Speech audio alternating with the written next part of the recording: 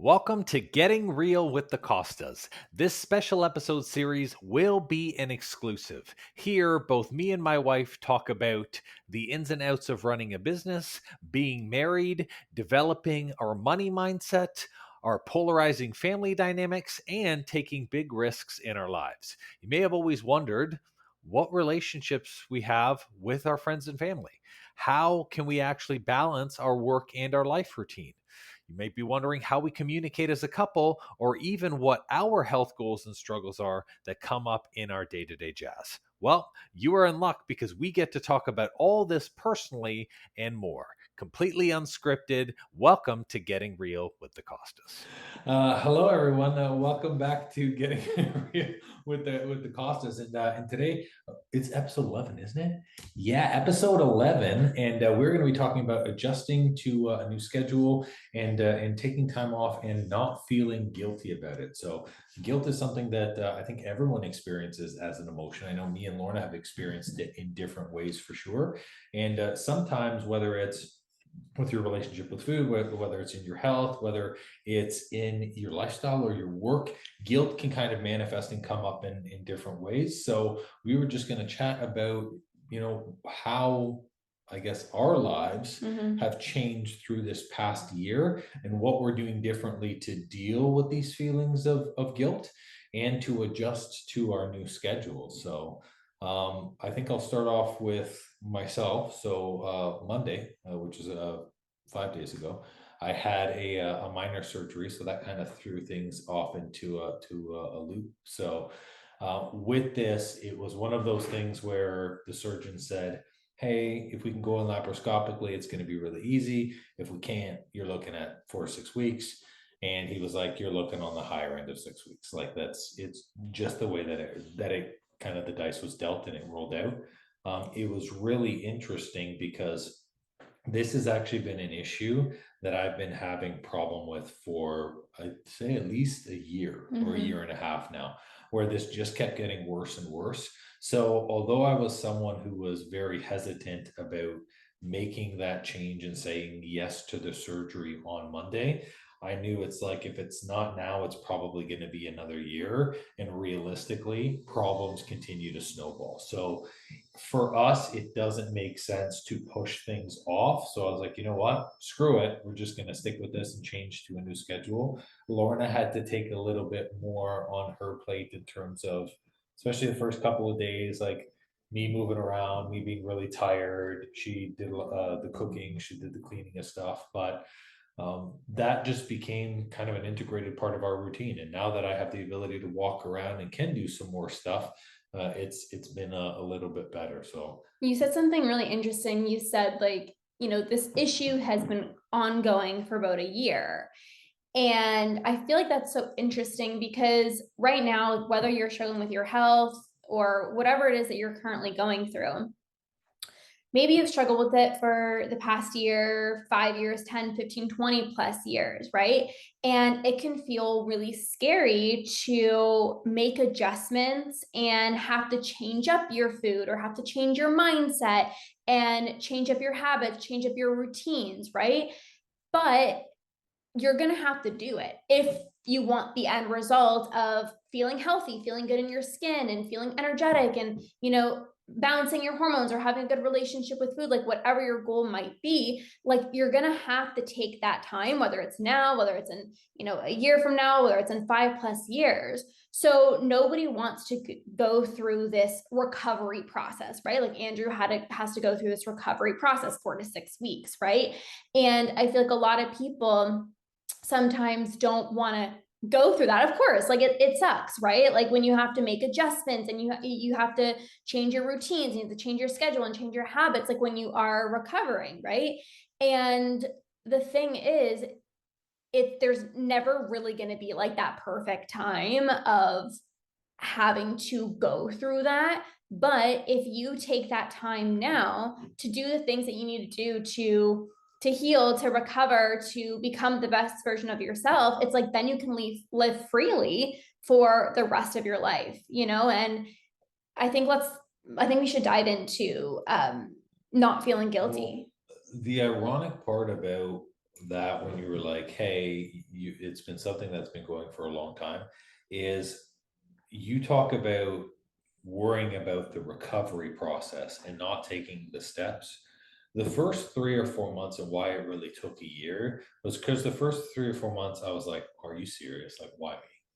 Like, I think the most important part is first you have to actually take the time to recognize that like this is an issue that you have to look at. Yeah. And many people sweep things under the rugs and they're not actually paying attention to it. Yeah. I think we want to believe that we're immortal. We want to believe that we don't have any challenges in our life, or maybe you've got a lot of challenges going on and you're like, I can't tolerate one more. So you're like, if I don't look at it, it like doesn't exist, right? And I remember like the first time this happened and something hurt during a workout and I was like, oh, it's nothing, like whatever, right? And then as it started to develop into a bigger problem, I was like, you got to be freaking kidding me. Yeah. Like, now I have to deal with this, and we've got 15 other things that were on the go. So the first thing that comes into everyone's mind is like, this is a problem, it's just going to go away by itself.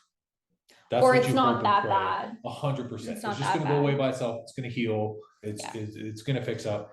And the reality is in letting that go, the problem did get worse to where I was like, you know what? It's not going away clearly. I got to go and I got to see a specialist. But what people don't realize is stuff truly takes time.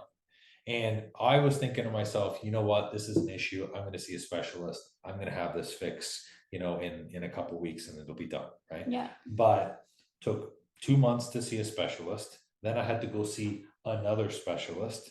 Then I had to change doctors because our doctor disappeared in the wind. Okay. Your doctor. Yeah, my doctor disappeared in the wind. I don't know what happened to him. So change doctors, see a third specialist. Third specialist then says, hey, let's do a colonoscopy. Let's investigate. 4 months from that, and then another 4 months comes a surgery time. Yeah. So at the same time, I think when a lot of people start this process, or when they say to themselves, I'm finally going to take this time to recover and heal, they want it done super quick. Like if it took you 8 months to develop this problem, you're not going to fix this in a week or 2 weeks. And that's really important, is like, I first had to be ready and say, hey, this is a problem. Like I have to look at it. And I think there's plenty of times in our lives where that was the initial thing, where we were like, we had to recognize that this was an issue before we then start that recovery step and take action. And I think sometimes the first part of recognizing that this is an issue, recognizing that this is a problem, is sometimes a hard step. Like I'll share about my clients and then you can share about your clients, like in terms of examples, or even yourself. But like, I know for a lot of the clients that I work with, like, with binge eating and emotional eating, a lot of the times it's like, I know what I'm doing with food is not normal. And I know that I need some support, but it's scary to actually recognize that, like, this is what I'm doing. Like, I'm hiding food, I'm eating in secret, I'm eating way past fullness. Like, it's sometimes hard to come to that conclusion of like, this is actually my reality, but also this level of awareness of like, but I don't know if I even want to give it up. Like, that's another thing too, right? Like when you are wanting to get some support or whatever it is, or like change and become better, sometimes it's like, oh my gosh, but like, I'm so used to acting one way, I'm so used to thinking one way, I'm so used to behaving in one way, that sometimes there can be fear, because it's like things are going to be different now, and that can feel really scary of like, but everybody in my family struggle, right? Like, or I've struggled with this for my whole life. So like, I'm comfortable here. Like, I don't want to change, or like, I don't need to change. Right. And I think like there's that aspect as well too, of like, okay, a level of awareness of like what it is that I'm going through. And sometimes people can be oblivious. Like, I know for myself, like I knew I had an unhealthy relationship with food, but I didn't really know that I had like a binge eating problem. Like, I knew I felt guilty and I was thinking about food a lot, but I didn't really know that like this was something like super duper serious until I recognized it was impacting so many areas of my life. But I think sometimes we can try to like sugarcoat it, and like you said, like, oh, it's not that bad, or like, well, I'm fine, like I'm not dying, so like, it's fine. Like, I'm not dying. So like, it's fine if I have low energy. I'm not dying. It's fine if I'm, overeating at every single one of my meals. Like, at least I don't have like type 2 diabetes, or I'm not like, super duper sick. But it's like, if you don't take care of it now, like, things can get worse. And I know even when it comes to like the binge eating, I know you can share about the hormone aspect. But when it comes to like the binge eating, it's like, every time that you engage in one more episode of another binge, like, you're further ingraining this habit into your brain, right? So it's like, you're a few months in, yeah, sure, it's not that bad. But why does it become so much more challenging to break over time? Is because it becomes a habit, and habits become harder to break. Just like, like even good habits, right? Like, you do it over and over again and it becomes so much easier. Well, same thing with binge eating. It's like, every time that you binge, it becomes that much easier to just give into the other urge, right? So even if things aren't like super bad with, where you're at right now, it's not about being at rock bottom, but it's about recognizing, like, I don't want to live this way, having that level of awareness that this is a problem, and then making adjustments there. Yeah, I mean, we see it, you and I see things from two different sides of the spectrum, and that's literally. So from our business perspective, you're working on people with their relationship with food, and I'm seeing people who normally have a lot of physical issues. The physical issues tend to be weight, tend to be digestive, tend to have really, really bad, or like whether it's hot flashes or PCOS, or issues in where their hormones are gone whack and they're actually physically feeling it. Yeah. And there's, kind of two sides of people who are like, if I just like, for most people, they're like, if I just never step on the scale, if I just buy bigger clothes, if I cover up where I am, if I just loosen my belt, then I'm never going to feel any of these issues. And if you don't see it and you don't feel it, then it's like, is it really there? Like, it never happened, And that's really, really interesting, because one of the biggest things in breakthroughs for our clients, which is actually the exact opposite of yours, is like, I'm telling people, like, you actually need to step on the scale and confront the number that's there. Like, that's like, actually step on it and just acknowledge it for what it is, because it's just a number, right? Same thing, like if you're bloated, like, and you're like, oh, I don't want to take pictures, or I don't want to check blood work.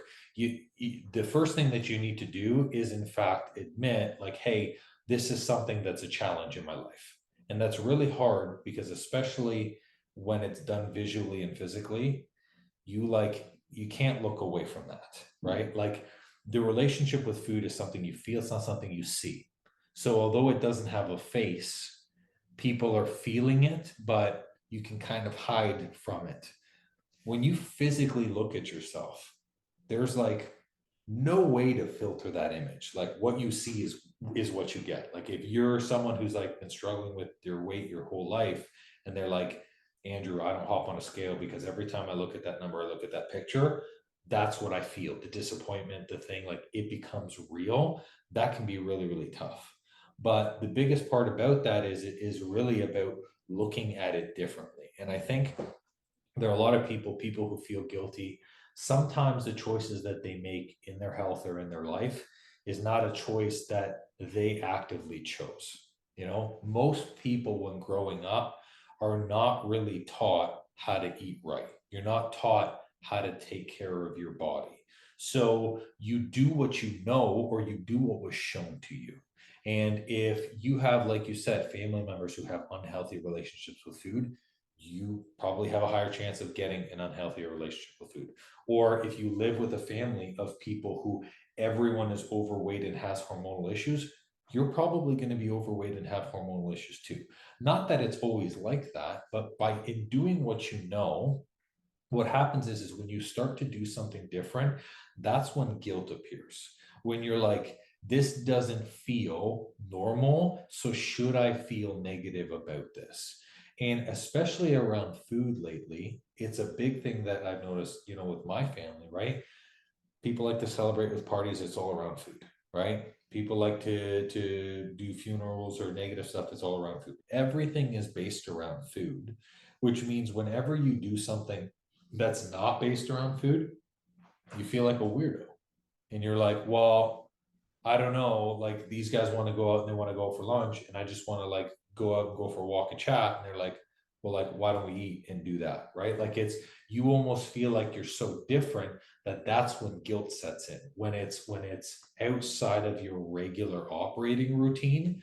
And that's why it's really important to recognize, I think, regardless of whether it's hormones, it's relationship with food, it's your life, your work, you really have to look at what is this actual emotion I'm feeling. Many people confuse guilt, like I'm guilty for doing something, for more of like a resonating feeling where it's like, I want to be close to my mom, so I should feel like my mom feels, right? But it's like, that's not your emotion, right? Mhm. That is the emotion of someone else.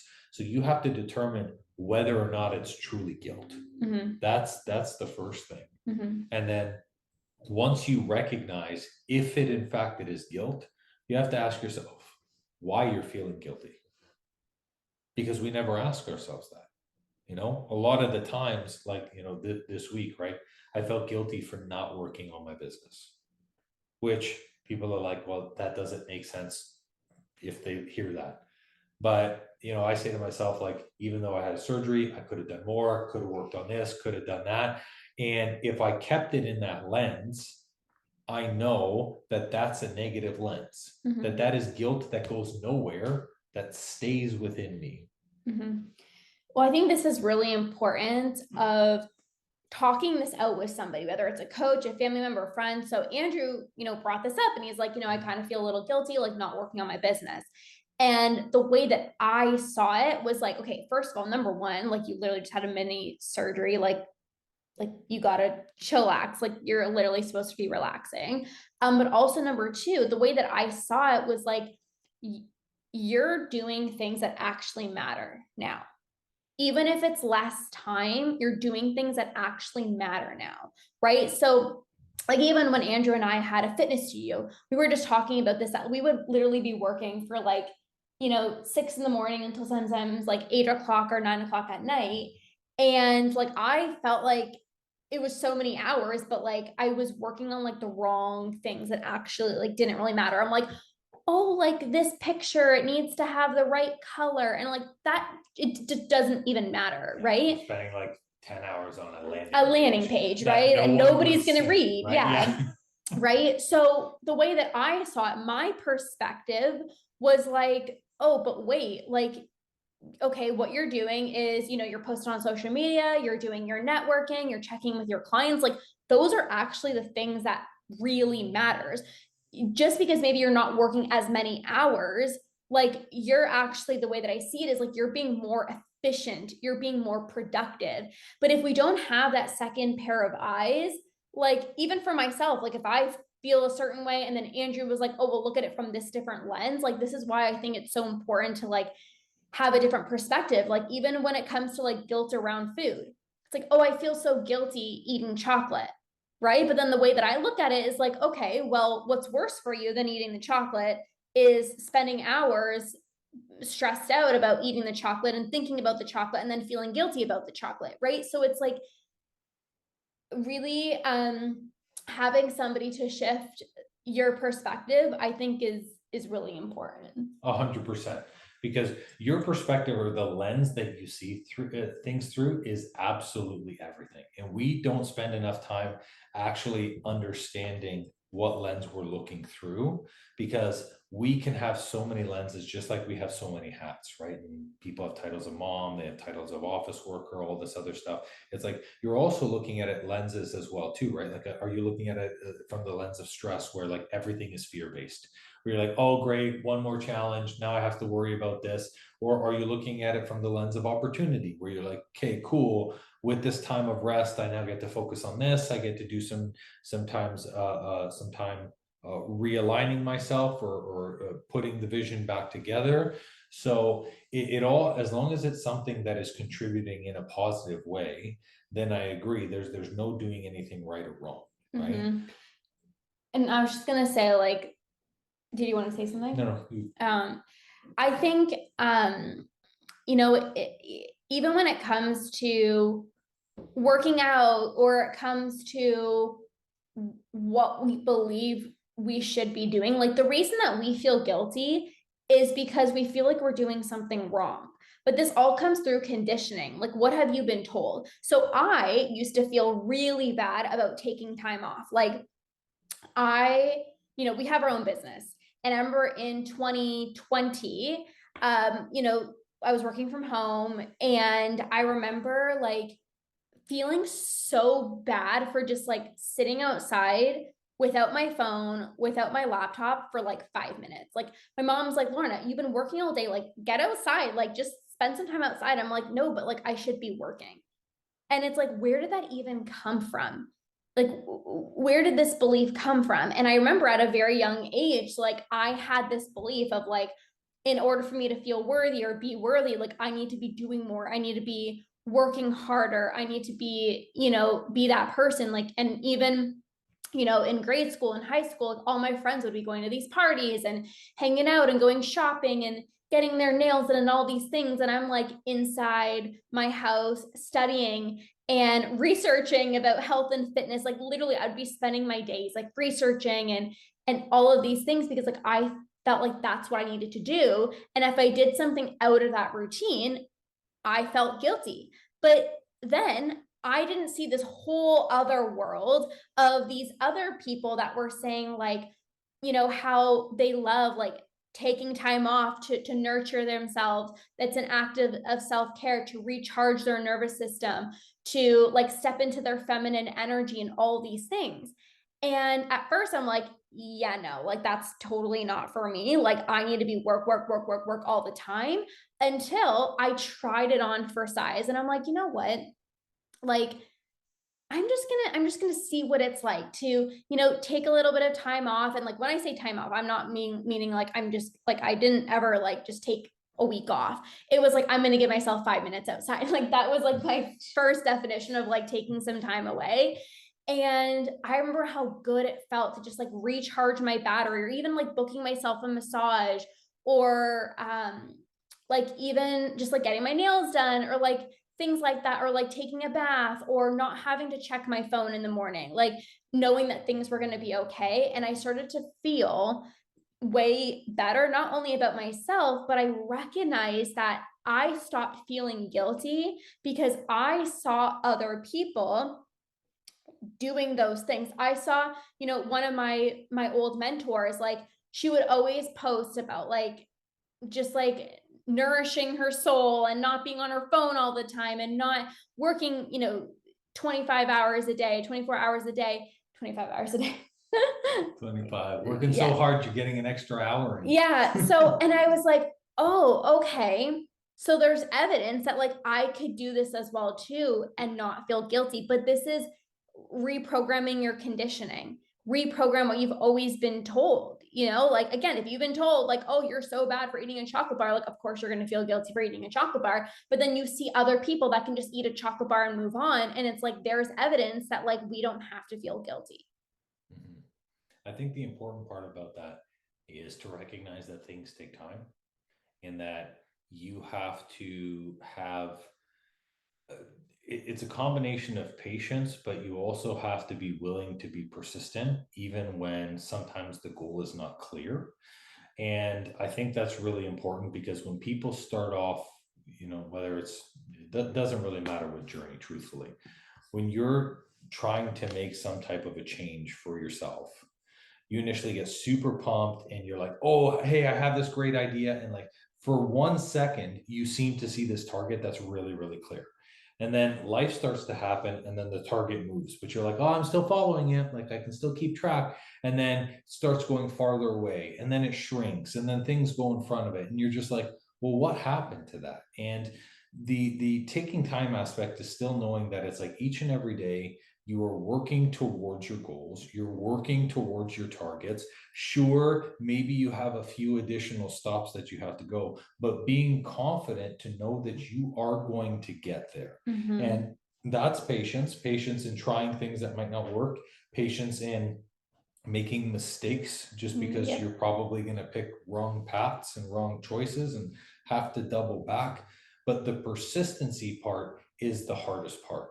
This is where, as you're going closer and closer to your goal, Like there's a reason why, and this was something me and Lorna were told at the very beginning by some of our family members when we started business, is most businesses fail within the first 2 years. Yeah. It's not because they have poor marketing. It's not because they have a poor product. It's not because they're poor business people. It's actually because those business people are not actually willing to stick long enough outside of 2 years, because it's really, really hard. So whenever I'm making a goal and I'm saying to myself, a week, it might not be a week. Am I prepared if it's 5? Am I prepared if it's 10 weeks? Would I still want it if it's 20 weeks? And then when you start setting goals like that, it puts you in the state of like, now I'm actually going to be very selective of what I want for a goal, because I know that if I set a goal, I'm going to be hell-bent on accomplishing it. Mhm. And those are the people that you see that are successful, that are, have the things that you want, that are in a good, healthy place. They never have any issues. It's not that they don't have issues, it's that they are willing to work so long and put in the time required. Yeah. They don't have to, they're not like pulling triple overtime. Like, I'm not saying work stupid. I'm saying they work consistently at their goals in order to achieve them. Yeah. And I think, it's so interesting. Like, I even told this to my clients the other day. I'm like, if I literally told you it was going to take 10 years to heal your relationship with food and stop binge eating, like, would you still be committed? And obviously it would not take 10 years, but like, it really just puts things to a test. Like, if somebody said to me, like, Lorna, you're finally going to be free from binge eating, it's just going to take 10 years, I would still be willing to do it. I would still be willing to put in the work, because I was so committed, right? Obviously it took way longer than, way shorter than 10 years. That's stupid. But I'm just saying, it's like, are you in that mindset of being patient? And I think also too, with this aspect of like being patient, I think it's like this understanding of like, it's not like you're not going to see results until XYZ date. No, you're going to be making progress, and you're going to be having wins, and things are going to be happening like along the way, but people just want that end goal, that end destination, like right there, right? And being patient is not about things being super slow or like no results are going to come. Like, you just got to be patient. You just got to be patient and wait. It's like, well, no, like, you got to see some results, because I feel like those really create the momentum. Like, seeing these little wins is what actually creates it helps you trust the process, and it helps you stay committed. Yeah. You know, what's funny is, as you say this, it reminds me of like when you train dogs, right? And it's like everyone's accustomed to, like, they just want the treat, the treat, the treat, the treat. And then if you are always going for these like quick hits of like, oh, success, success, success, success, what happens is like the dogs stop caring. Mm-hmm. They're like, I don't want this treat anymore. I've had the thing 1,500 times, and they lose interest.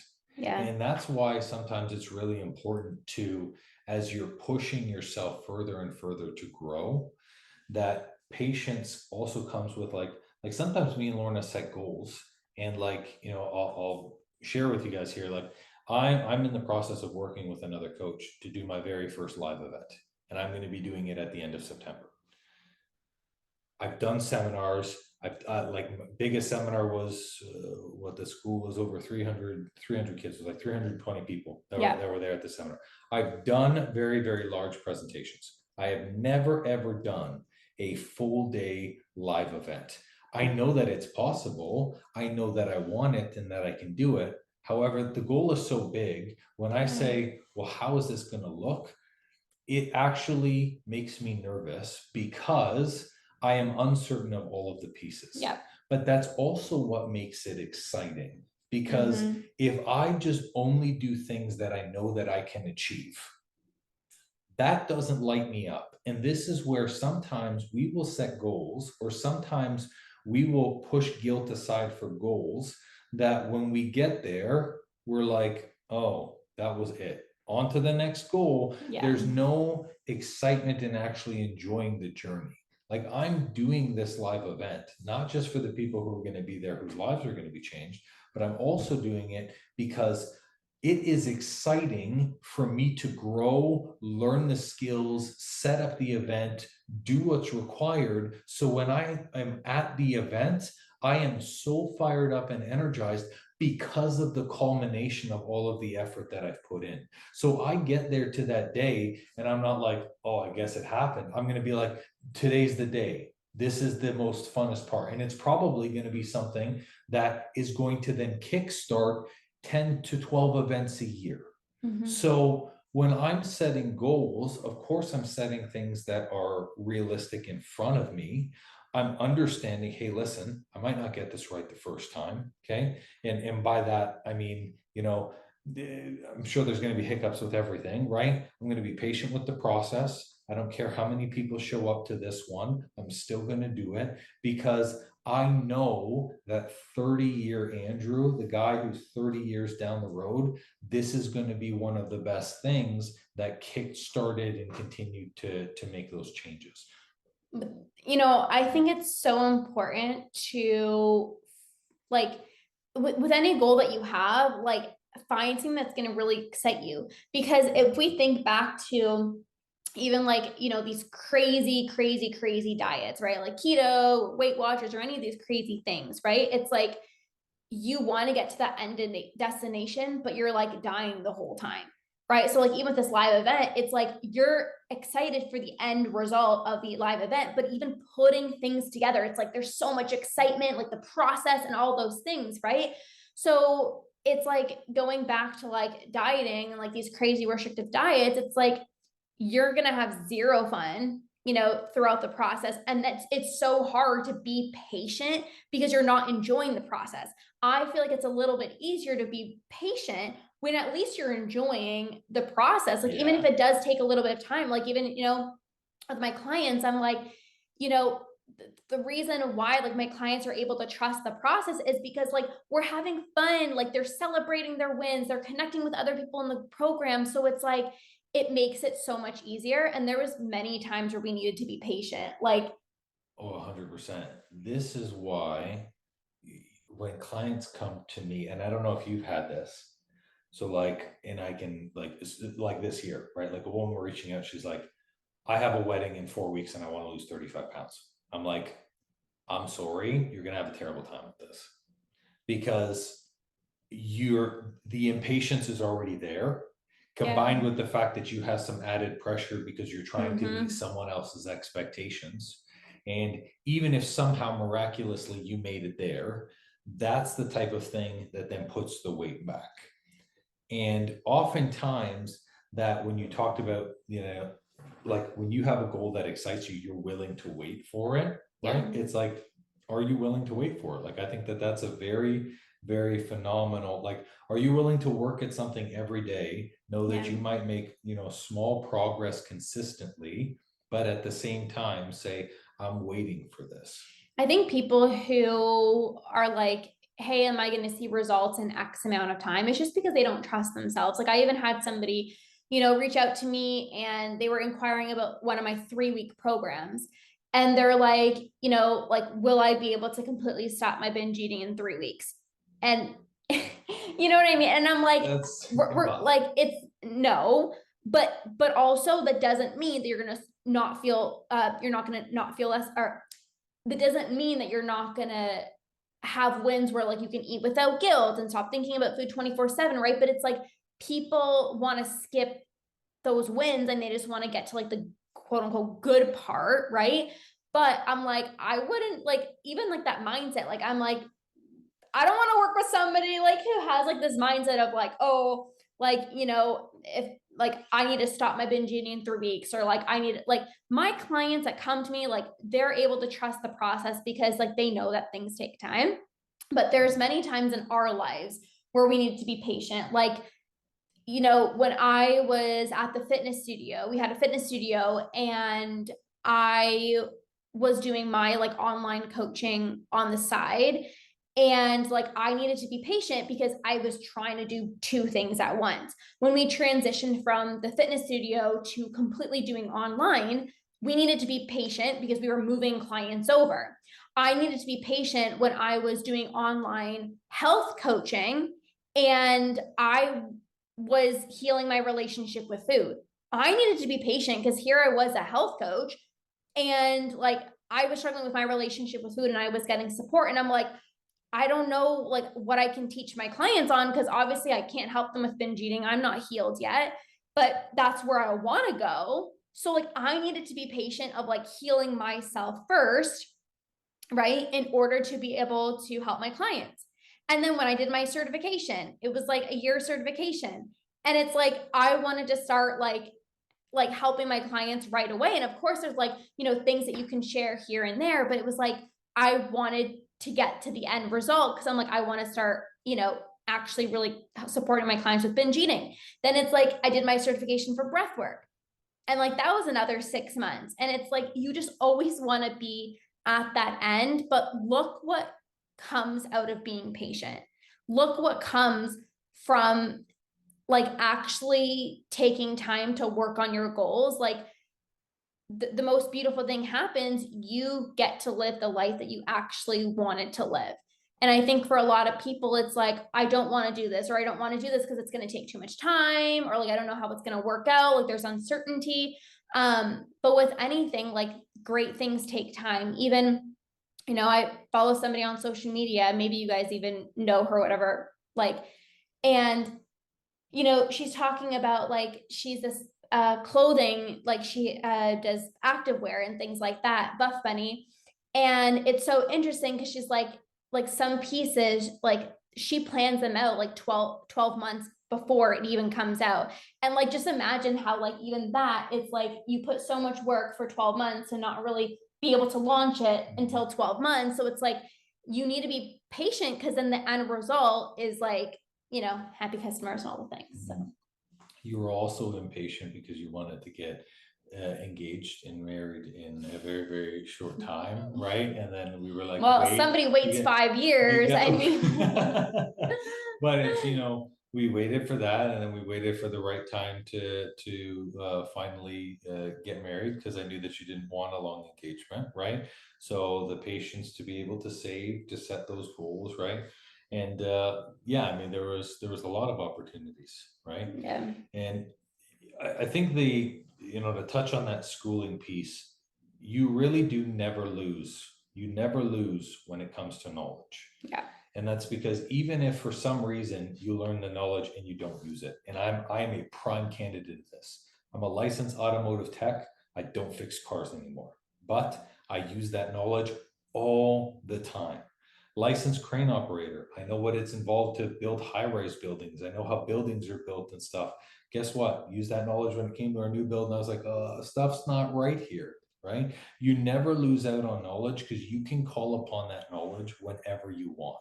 And that's the benefit of whether it's hiring a coach or going through some type of a program, is the knowledge that you get is something that you can pass on to other people, or you can take and keep in your back pocket for whenever you need. And that's the whole purpose of it. And that's basically what's going to allow you to essentially do something and reframe every single time.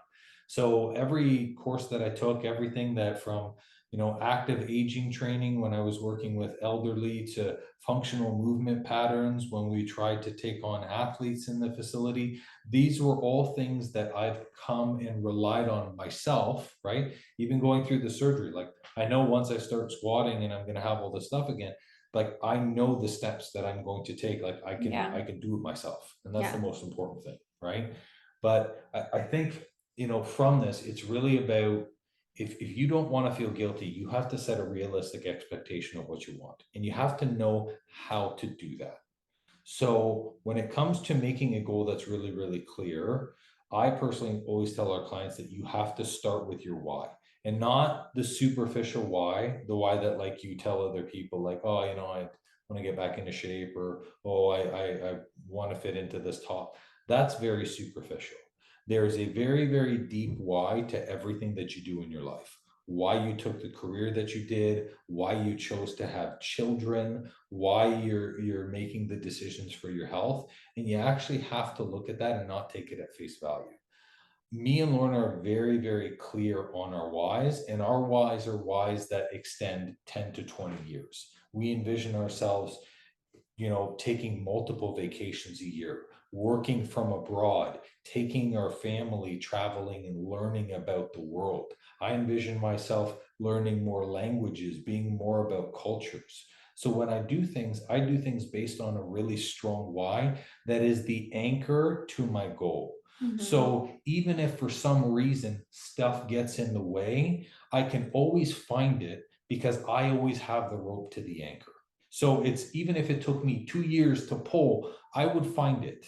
Yeah. And that's an important part. You have to have that anchor point, which is a very, very strong why. Once you have your why, what you have to do is repeatedly practice hitting targets so you can hit the biggest target.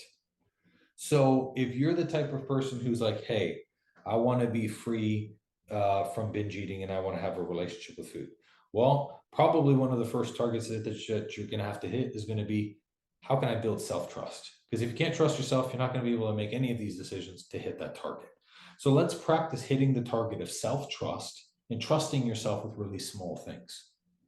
Or in our client's case, like, okay, if you want to drop 120 pounds, but this is something that you've never started before, you're too scared. Well, the first thing that we need to do is we need to just get repetition of doing things consistently because we haven't been consistent.